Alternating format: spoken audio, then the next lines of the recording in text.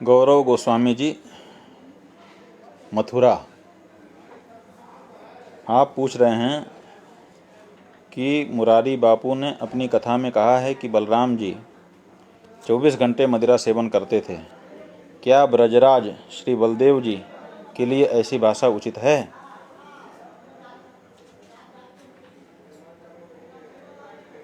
क्या वारुणी और मदिरा एक ही है? क्या ये वारुणी वरुण देव की पुत्री थी जिनको रस स्वरूप में श्री बलदेव जी ने ग्रहण किया? क्या ऐसा कहीं किसी पुराण आदि में वर्णन है कि बलदेव जी 24 घंटे शराब पीते थे? तो भैया गौरव गोस्वामी जी, आप तो मथुरा में रहते हैं, आपसे ज़्यादा इस बात को कौन जान सकता है? और ये बात तो उसी से पूछी जानी चाहिए जिसने इस तरह की वाक्यावली का प्रयोग किया। इसलिए मुरारी बापू ही सही व्यक्ति हैं जिनसे ये प्रश्न किया जाना चाहिए। हमने ऐसा नहीं कहा है, इसलिए हमसे इस तरह का प्रश्न पूछे जाने का कोई औचित्य नहीं। लेकिन अगर आप इस दृष्टि से पूछ रहे हैं कि आपके मन में भ्रम हो गया है कि मुरारी बापू कह रहे हैं, तो हो सकता है वारुणी माने मदिरा ही हो और मदिरा ही पीते रहे हों, उसी के नशे में हरदम उन्मत्त रहते हों। ऐसी अगर बात है और आप स्पष्टता चाहते हैं तो हम आपको बताना चाहेंगे कि हमारे यहाँ मद्यपान का निषेध है। यहाँ तक कहा गया है कि मद्यपान का प्रायश्चित नहीं है। मुक्त कच्छस्तु यो विप्रः पृथिव्याम चरते द्विजः पदे पदे सुरापानम प्रायश्चित्तम न विद्यते। बिना कांच लगाए जो ब्राह्मण चलता है उसको दोष होता है। कहा कैसा दोष होगा? कहा पदे पदे सुरापानम, एक एक कदम पर सुरापान का दोष, एक एक घूंट शराब पीने का दोष हो जाएगा।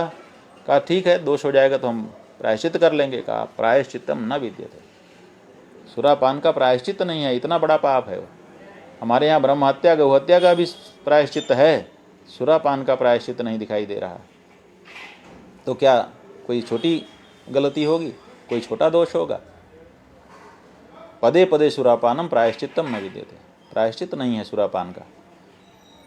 कहा नहीं कोई तो प्रायश्चित होगा, तो बताया कि गरम पानी लो, उसको उबाल लो और उबलता हुआ पानी पी लो, यही प्रायश्चित है, माने मर जाओ। कोई प्रायश्चित ही नहीं है। ऐसी परिस्थिति में सुरापान करते हुए हमारे अवतार को दिखाया जाना कैसे संभव है? संभव ही नहीं है। ये मुरारी बापू ने, बापू कहने में संकोच होता है, अब तो पापू कहना चाहिए, क्योंकि उन्होंने बड़ा पाप किया है ऐसा हम मानते हैं। तो वारुणी शब्द जो है वो हमारे यहाँ औषधि के रूप में है। वरुण की जो पुत्री है वारुणी, उसका अलग प्रसंग है। यहाँ पीने की बात कही गई है, तो अगर वरुण पुत्री होती तो उसको पीने का कोई प्रसंग नहीं था। यहाँ पीने की बात कही गई है। लेकिन जो हमारा आयुर्वेद शास्त्र है उसमें अनेक आयुर्वेद ग्रंथ हैं, उनमें से एक ग्रंथ है रस कामेश्वरी, जिनमें रस और भस्म के बारे में बताया गया है। इस रस कामेश्वरी नाम के ग्रंथ के दिव्य चिकित्सा खंड के अध्याय 5 में ये बताया गया है कि पुनर्नवा शिवा पिष्टैर विहिता वारुणी स्मृता। पुनर्नवा एक जड़ी होती है और हरड़ एक जड़ी होती है, इसको पीस करके जो औषधि बनाई जाती है उसका नाम है वारुणी। वो सुरा नहीं है, वो शराब नहीं है, मद्य नहीं है, वो दवा है। तो कोई व्यक्ति अपनी किसी काय चिकित्सा की दृष्टि से किसी औषधि का अगर सेवन करता है और जिसके रोग ज़्यादा होता है उसको दिन में 3 बार 5 बार भी औषधि हमारे वैद्य खिलाते ही हैं, तो वो दिन में कई बार अगर दवा पीता है तो इसमें क्या दिक्कत है? दिन में कई बार जो दवा पीता है, केवल पीता है शब्द को पकड़ करके आप शराब में लेकर के चले गए कि पीता है। अरे दवा पीता है, तो दवा पीने में और शराब पीने में पीना शब्द दोनों जगह एक है, लेकिन पीने में समझ समझ की आवश्यकता है। जैसे स्त्री का भोग करना चाहिए, तो स्त्री तो माँ भी है, स्त्री तो बहन भी है, क्या उसका उपभोग करेंगे?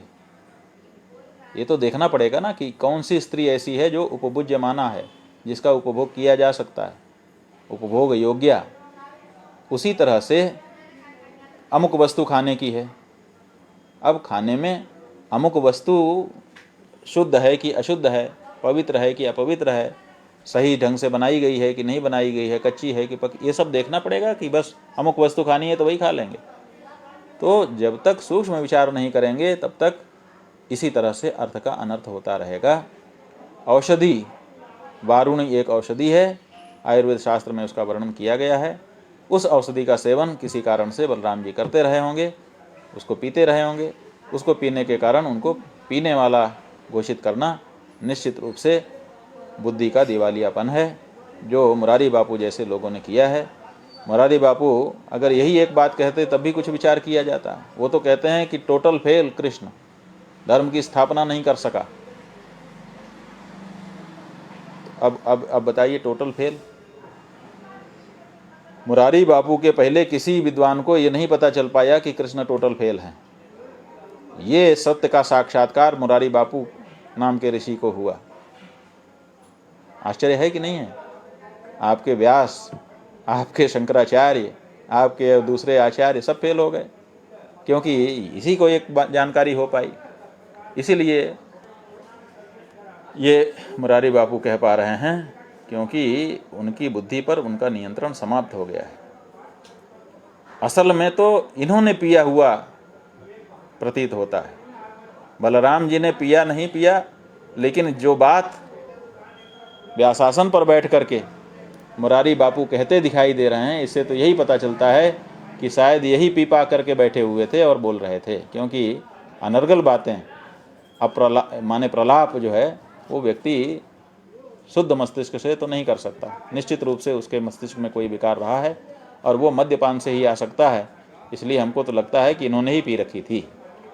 उसी समय अगर इनका टेस्ट किया जाता तो पॉजिटिव आ जाता।